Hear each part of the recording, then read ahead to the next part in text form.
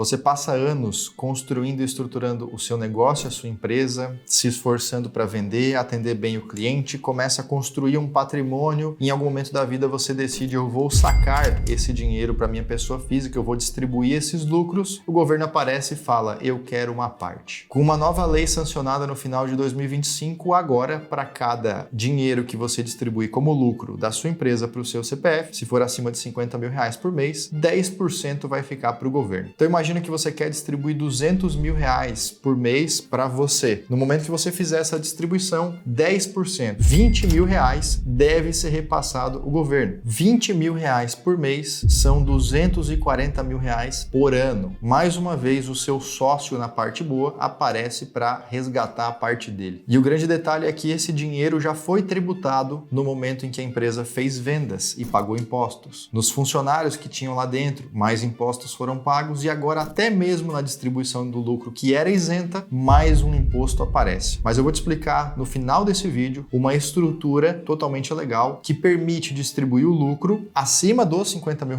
sem pagar nada de imposto. Essa é a estrutura que os empresários mais inteligentes já têm utilizado no início de 2026 e fez com que essa mudança de lei do governo pegasse somente aqueles que estão despreparados. A melhor ferramenta para essa finalidade é a holding patrimonial, porque na distribuição do lucro da empresa que gera vendas para a holding patrimonial não existe o imposto de 10%. Não importa quanto você vai distribuir de lucro. Você pode distribuir R$200 mil no mês, 2 milhões, 20 milhões de reais no mês da sua empresa vendedora para a sua holding e não vai ser obrigado a pagar nenhum real de imposto sobre a distribuição de lucro. Mas você precisa tomar cuidado, porque essa holding não pode ser utilizada de qualquer jeito. Se for, essa operação toda será considerada inválida, você terá cometido uma fraude tributária e aí sim deverá pagar os 10% de imposto, mais multa e mais juros. A conta vai sair muito mais cara no final. Então eu vou te mostrar quais erros você não pode cometer ao longo desse vídeo para utilizar essa estrutura da forma correta, com isso se protegendo do imposto, mas tendo segurança jurídica. Primeiro é importante trazer um contexto. Por muitos anos, o Brasil foi um dos lugares com maior vantagem tributária na distribuição do lucro, na medida em que você poderia transferir o lucro da sua empresa para sua pessoa física por qualquer valor, em qualquer época, desde que houvesse lucro, sem nenhum tipo de imposto. Essa é uma regra que é mais vantajosa do que a regra que está em muitos países do mundo por aí afora. Só que isso acabou com a Lei 15.270 em 2025, que trouxe essa regra de 10% de imposto para o que passar de R$50 mil